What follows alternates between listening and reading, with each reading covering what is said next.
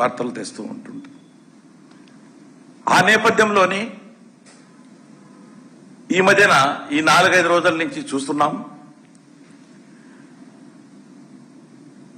సామాన్యమైనటువంటి ప్రజలు ఎవరైనా కానీ ఈ రోజున పెట్రోలు డీజిల్ అనేది ప్రతి ఒక్కరికి అవసరమే. చిన్న 2 వీలర్స్ కాడించి రైతులు మరి వ్యవసాయానికి ఉపయోగించే మోటార్లలో కానీ, అదేవిధంగా ఆటోలు నడుపుకుంటున్నటువంటి మరి పుట్టకూట కోసం ఆటోలు నడుపుకునే డ్రైవర్లు అయితేనేంటి, ట్యాక్సీలు అయితేనేంటి, అదేవిధంగా కార్లు, డిఫరెంట్ అనే ఏ వాహనమైనా ఈ రోజున ఇంధనం లేనిది చాలా ఇబ్బంది. అలాంటిది ఈ ప్రభుత్వము కృత్రిమంగా వీళ్ళే షార్టేజ్ను సృష్టించారు. కృత్రిమ కొరతను సృష్టించి ప్రజలందరినీ కూడా తప్పుదోవన పట్టించి వేల కోట్లు వీళ్ళ జోబులు నింపుకునేదానికి ఇవన్నీ కూడా ఈ కన్ఫ్యూజన్ క్రియేట్ చేశారు. చాలామంది పెట్రోల్ బంకుల దగ్గర రాత్రి బౌళ్ళు బారులు తీరి వాళ్ళు కొంతమందికి పోయకో మరలా సరిపోకుంటే మరలా ఉసూరుమని ఎనికిపోవడం, ఎక్కడో పెట్రోల్ అయిపోతే ఆటోలను వాహనాలను తోసుకుని పెట్రోల్ బంకుల దాకా రావడము. ఎందుకంటే వాహనం లేని పెట్రోల్ పోయామని చెప్పేసి అంటున్నారు ఆటోలు వాళ్ళకి. ఆ వాహనం తీసుకురావాలి, లేకపోతే చిన్న డబ్బా తీసుకుని పోతే మీరు ఎక్కడన్నా అమ్ముకుంటారో ఏమో అని చెప్పేసి వాళ్ళ మీద అనుమానంతో అసలు వాళ్ళకు ఈ పెట్రోల్ కానీ డీజిల్ కానీ ఏది కూడా ఇవ్వకపోవడం మూలాన వాళ్ళైతే ఎంత ఇబ్బంది పడ్డారంటే అంత ఇబ్బంది. 2-3 కలిసి దాన్ని తోసుకురావడం జరిగింది పెట్రోల్ బంకుల దగ్గరికి.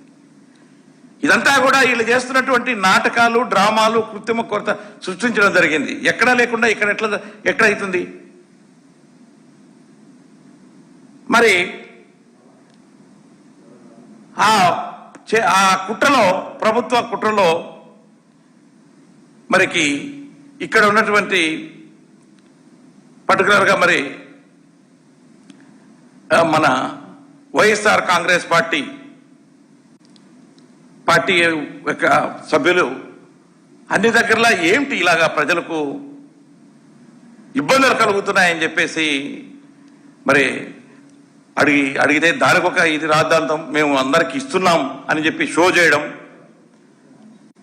ఎక్కడైనా ఒక సిస్టమేటిక్గా డిస్ట్రిబ్యూషన్ జరగాలంటే వాళ్ళు జాయింట్ కలెక్టర్స్ లేకపోతే సివిల్ సప్లైస్ అధికారులు అక్కడికి పోయి చూసి వాళ్ళ మీద విజిలెంట్గా ఉండి సూపర్వైజ్ చేసి సిస్టమేటిక్గా డిస్ట్రిబ్యూట్ చేయిస్తారు.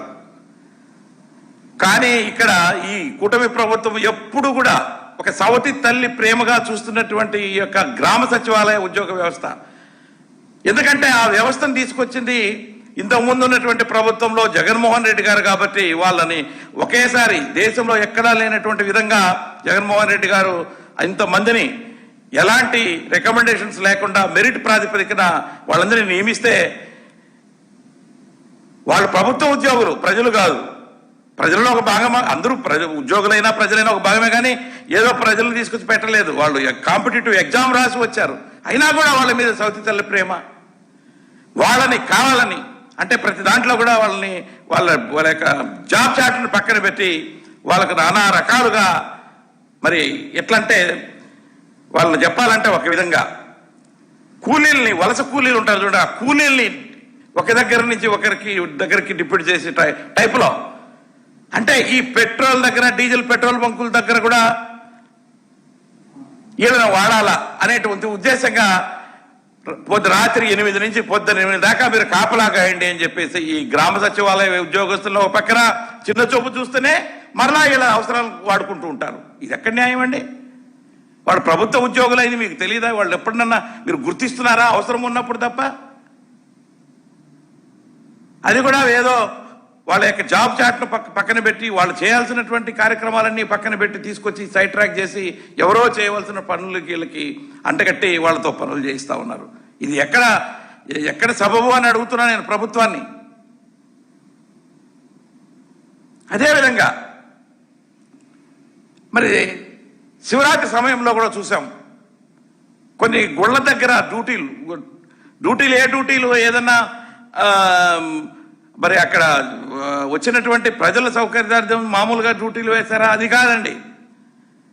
ఏదో మన వీళ్ళు ఉంటారు చూడండి, చప్రాసీలు, వీళ్ళు కింద తరగతి చిన్న తరగతి ఉద్యోగస్తులు ఉంటారు కదా, వాళ్ళ స్కావెంజర్స్ వాళ్ళలాగా వీళ్ళని బాత్రూముల దగ్గర డ్యూటీలు వేయడం జరిగింది. గ్రామ సచివాలయ ఉద్యోగస్తులకి ఒక్కొక్కరు పీజీలు చదువుకొని కాంపిటేటివ్ ఎగ్జామినేషన్లో వాళ్ళు వస్తే వాళ్ళకు బాత్రూముల దగ్గర కాపలా డ్యూటీలు వేసిందండి ఈ యొక్క ప్రభుత్వం. ఎక్కడ పోతుంది ప్రభుత్వం ఉద్యోగస్తుల మీద? ఇంత చిన్న చూపు ఏంటి గ్రామ సచివాలయ ఉద్యోగస్తులు అంటే? ప్రతిదానికి వాళ్ళేనా? అంతేకాదు, ఈ రోజున కొన్ని శాఖలలో షార్టేజ్ ఉన్నారని నెపంతో దాదాపు 6,200 మంది గ్రామ సచివాలయ ఉద్యోగస్తుల్ని వివిధ శాఖలకి డిప్యుటేషన్స్, అంటే అదే చెప్తున్నాను కదా నేను, కూలోళ్ళకి ఇక్కడ పని లేకపోతే ఇంకొక దగ్గరికి పంపిస్తారు. ఆ స్టైల్లో వీళ్ళని ఉద్యోగస్తులను కూడా వలస కూలీల మాదిరిగా అక్కడికి ఇక్కడికి ఈ ప్రభుత్వం డిపెండ్ చేస్తూ వాళ్ళు చేయవలసినటువంటి ఏదైతే అసలైనటువంటి వాళ్ళకు ఉన్నటువంటి రూల్స్ ప్రకారంగా వాళ్ళు చేయాల్సినటువంటి పనిని పక్కన పెట్టేసి ఇతర శాఖల్లో ఎక్కడో సంబంధం లేనటువంటి, ఎక్కడో వాళ్ళకు దాంట్లో ఎక్స్పీరియన్స్ మరి ట్రైనింగ్ లేనటువంటి ఉద్యోగాలు చేయమని చెప్పేసి పంపిస్తా ఉంది. ఇది ఎక్కడ న్యాయమో అని చెప్పేసి అడుగుతా ఉన్నా నేను. ఈ విధంగా ఈ ప్రభుత్వము డిప్యుటేషన్ల పేరుతో నీకు అక్కడ వేకెన్సీస్ ఉంటే వీళ్ళని మీరు ఎక్కువగా ఉన్నారని చెప్పేసి భావిస్తే ఈ ఉద్యోగస్తులకు అక్కడ పర్మనెంట్గా షిఫ్ట్ చేయండి. పర్మనెంట్ ప్రాతిపదికన ఈ ఉద్యోగస్తుల్ని అక్కడికి పంపించి ఆ శాఖల్లో విలీనం చేయండి. ఆ శాఖ ద్వారా శాలరీస్ ఇప్పించండి. ఆ శాఖకి ఇంకా వాళ్ళు అదే శాఖలో ఇంకా పనిచేయడం మూలన వాళ్ళ యొక్క పనితనం మెరుగుగా ఉంటుంది. అంతేకాని రోజుకు ఒక దగ్గర వాళ్ళకు ఉన్నటువంటి చేసేటువంటి పనిని పక్కన పెట్టేసి ఎక్కడ కావాలంటే అక్కడికి ఏదో రకంగా వాళ్ళని పక్కా డ్యూటీలు వేసి అవమానపరచడం అనేది సబబు కాదు అని చెప్పేసి కూడా నేను ఈ సందర్భంగా క్వశ్చన్ చేస్తా ఉన్నాను. దీన్ని కూడా ఆ యొక్క వాళ్ళ యొక్క ఆ ఉద్యోగస్తుల గ్రామ సచివాలయ ఉద్యోగస్తుల సంఘాలు, ఉద్యోగ సంఘాలు ఏవైతే ఉన్నాయో దాన్ని వాళ్ళందరూ కూడా వ్యతిరేకిస్తున్నారు. మమ్మల్ని పర్మనెంట్ ప్రాతిపదికన ఎక్కడైనా కానీ అలాట్ చేసి పుణ్యం కట్టుకోండి మహాప్రభు, ఇదేంటి మేము అక్కడ ఇక్కడ రోడ్డు మీద ఎక్కడంటే అక్కడ మమ్మల్ని పంపిస్తున్నారు అనేటువంటి విధానాన్ని వాళ్ళు మరి వ్యతిరేకిస్తూ ఉన్నారు. అదేవిధంగా మరి చాలా చాలా అంటే చాలా చేస్తూ ఉన్నారు వాళ్ళు. ఈ రోజున జనగణన అనేది చేస్తున్నారు ప్రభుత్వం, సెన్సస్. రేపటి నుంచి మళ్ళా ఒక 15 రోజుల దాకా మన దగ్గర చేస్తారు. అదంతా కూడా ఇంతకుముందు ఎవరు చేసేవాళ్ళు? టీచర్స్ చేసేవాళ్ళు. కానీ ఇప్పుడు టీచర్స్ని కాదని చెప్పేసి అది కూడా ఈ గ్రామ సచివాలయ ఉద్యోగస్తులతో మరి ప్రభుత్వం చేయాలని చెప్పేసి వాళ్ళందరినీ కూడా రోడ్డు మీద పంపిస్తుంది. ఇది ఒక్కటే కాదండి, ప్రభుత్వంలో ఏది కావాలన్నా ఏది మరి సర్వే చేయాలన్నా కూడా ఆ సర్వేకి మరి వాళ్లకు ఇంటింటికి పంపించేసి ప్రతి దాంట్లో కూడా వాళ్ళని ఉద్యోగులుగా చూడకుండా మరి ప్రభుత్వం వాళ్ళ ఉసురు పోసుకుంటా ఉంది.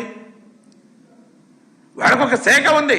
గ్రామ సచివాలయంలో ఉన్నటువంటి 10-11 మందో ఆ ఉద్యోగస్తులకి ఒక్కొక్క శాఖకి ఒక్కొక్క సెక్రటరీ లాగా వాళ్ళని విభజించి వాళ్ళకు ఒక జాబ్ చార్ట్, వాళ్ళు ఏం చేయాలా, ఏ శాఖల్లో పనులు చేయాలా అనే జాబ్ చార్ట్ ఉన్నప్పటికీ కూడా అవన్నీ కాదని చెప్పేసి వాళ్ళకు ఉన్నటువంటి ఏ ఒక్క కోరికను కూడా నెరవేర్చట్లా. వాళ్ళకి రావాల్సినటువంటి నోషనల్ ఇంక్రిమెంట్లు ఇవ్వట్లా. వాళ్ళకి ఇవ్వాల్సినటువంటి ఆ యొక్క ఏదైతే మరి రికార్డ్ అసిస్టెంట్ క్యాడర్లో శాలరీస్ ఇస్తున్నారో మాకు జూనియర్ అసిస్టెంట్ లాగా ఇవ్వండి అని చెప్పేసి వాళ్ళు అడుగుతున్నారో అది కన్సిడర్ చేయట్లా. సరే మహాప్రభు మమ్మల్ని మీరు ఆడిపోసుకోకుండా ఒక శాఖలో మమ్మల్ని పెట్టి అక్కడే పర్మనెంట్గా పెట్టండి అంటే అది కూడా తీర్చట్లేదు. ఏది కూడా వాళ్ళని రెగ్యులర్ ఉద్యోగస్తుల్లాగా ఈ ప్రభుత్వం ఏ రోజు కూడా చూడట్లా. అంటే వీళ్ళకు కష్టకాలాల్లో లేకపోతే వీళ్ళ యొక్క అవసరాల్లో వచ్చినప్పుడు వీళ్ళు సాధించేదానికి వాళ్ళకు డ్యూటీలు వేస్తున్నారే తప్ప ఈ ప్రభుత్వం ఉద్యోగుల వ్యతిరేక ప్రభుత్వం అని చెప్పేసి కూడా నేను ఈ సందర్భంగా తెలియజేస్తా ఉన్నా. ఒక గ్రామ సచివాలయాలు కాదు, మిగతా ఉద్యోగ వ్యవస్థలంతా కూడా ఉద్యోగస్తుల్ని పెన్షనర్స్ని కూడా ఏ ఒక్క హామీ కూడా వాళ్ళకి ఇచ్చినటువంటి హామీలు కూడా నెరవేర్చట్లా. మేము వస్తానే చేస్తామన్న పనులు 2 సంవత్సరాలైనా కూడా ఇవ్వట్లా. వాళ్ళకి రావాల్సినటువంటి బకాయిలు కూడా పే చేయట్లా. దాదాపు ఈ రోజు 40,000 కోట్ల దాకా ఆ యొక్క బకాయిలు ఉన్నాయి. రావాల్సినటువంటి డిఆర్ ఇవ్వట్ల, పిఆర్సీ ఇవ్వట్ల, ఐఆర్ ఇవ్వట్ల. వాళ్ళ సొమ్ము దాచుకున్నటువంటి సొమ్ము జీపీఎఫ్లు కానీ లేకపోతే ఇంకొక రిటైర్మెంట్ బెనిఫిట్స్ కానీ ఏది కూడా మరలా మేము ఉద్యోగస్తులు బాగా చూసుకుంటామంటారు. ఇదేనా మీరు బాగా చూసుకునే పద్ధతి అని చెప్పి నేను అడుగుతున్నా ఈరోజు కుటుంబ ప్రభుత్వాన్ని. మీరు ఇచ్చినటువంటి హామీలన్నీ కూడా ఇమ్మీడియట్ గా నెరవేర్చాలని కూడా ఈ సందర్భంగా నేను డిమాండ్ చేస్తా ఉన్నా. ఉద్యోగస్తులకు పెన్షనర్స్ తరఫు నుంచి కూడా నిన్న మాట్లాడుతూ ముఖ్యమంత్రి గారు ఎక్కడో చెప్తూ ఉన్నాడు 99%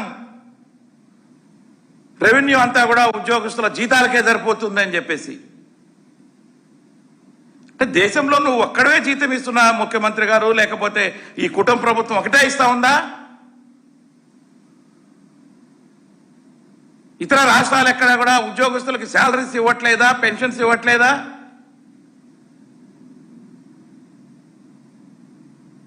ఉద్యోగస్తులకి ప్రభుత్వంలో భాగంగా ఉన్నటువంటి ఉద్యోగస్తులకి జీతాలు ఇవ్వలేనటువంటి ప్రభుత్వము అసలు ఆ సీట్లో కూర్చునేదానికి అర్హత లేదంట. నేను ఈ సందర్భంగా ఎప్పుడు కూడా ఉద్యోగుల మీద పడి మొత్తుకోవడం తప్ప,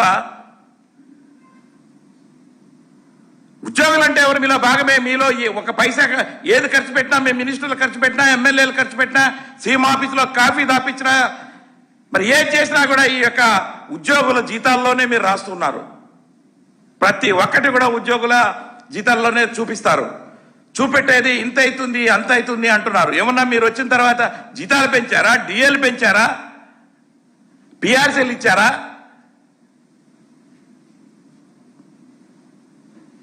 మాకొక్కరికే ఏం చేయట్లేదండి. ఈ దేశంలో అన్ని రాష్ట్రాల్లో ఇస్తున్నారు. సెంట్రల్ గవర్నమెంట్ ఉద్యోగస్తులకి, పెన్షనర్స్కి అందరికీ కూడా సకాలంలో డిఏలు ఇస్తా ఉన్నారు. ఎంతసేపు మరి ఉద్యోగస్తుల మీద పడి ఏడుపు ఏంటో నాకేం అర్థం కావట్లే. ఈ ప్రభుత్వం మీకు చేత కాకపోతే తప్పకుండా వేరే ప్రభుత్వం వచ్చి ఇస్తుంది మాకు రావాల్సినటువంటి బకాయిలు కానీ, లేకపోతే పిఆర్సీలు కానీ, డిఏలు కానీ. అంతేగాని ప్రతి మీటింగ్లోనూ ప్రతి దగ్గర కూడా ఉద్యోగులకే సరిపోతుంది, ఉద్యోగుల జీతభత్యాలకే సరిపోతుంది అంటే ఉద్యోగులేమో అందరూ అప్పులు చేసుకు మరి వాళ్ళకి వచ్చేటువంటి శాలరీస్ ఎంత, వాళ్ళకి బతకడానికి ఈ రోజున సరిపోవాలి కదా. ప్రతి ఒక్క వస్తువు ఈ రోజున మీరు పెంచేస్తా ఉన్నారు. ఈ రోజున ఏ కూరగాయలు కొనాలన్నా కూడా డబల్ త్రిపుల్ అయిపోయాయి. అన్ని ఫెసిలిటీస్ ఇచ్చి మీరు మరి జీతాలు మామూలుగా ఇచ్చినా సరిపోతుంది కానీ దేశంలో అందరూ పెంచే విధంగా చేయకుండా మీరు ఒక్కరే ప్రభుత్వాలు రన్ చేయట్లేదు కదా అని చెప్పి నేను ఈ సందర్భంగా ప్రభుత్వాన్ని అడుగుతా ఉన్నా. కాబట్టి నేను ఈ సందర్భంగా ప్రభుత్వాన్ని ఒకటే అడుగుతా ఉన్నా. ఏ శాఖ ఉద్యోగి అయినా కూడా ప్రభుత్వ ఉద్యోగి అయినా ఉద్యోగే. కాబట్టి గ్రామ సచివాలయాలు అదేవిధంగా వార్డుల్లో సచివాలయంలో కూడా పనిచేస్తున్నటువంటి ఉద్యోగులను కూడా ప్రభుత్వ ఉద్యోగులుగా గుర్తించండి. వాళ్ళు కూలీలుగా మాత్రం మీరు ట్రీట్ చేయకుండా వాళ్ళకు తగిన వాళ్ళకు ఏదైతే జాబ్ చార్ట్ ఉందో ఆ ప్రకారంగా మీరు వాళ్ళకి పనులు చేయించుకోండి అని చెప్పేసి కూడా నేను ఈ సందర్భంగా ప్రభుత్వాన్ని హెచ్చరిస్తా ఉన్నా. షేర్ చేయండి, లైక్ చేయండి, సబ్స్క్రైబ్ చేయండి. మరిన్ని వీడియోల కోసం బెల్ సింబల్ పై క్లిక్ చేయండి.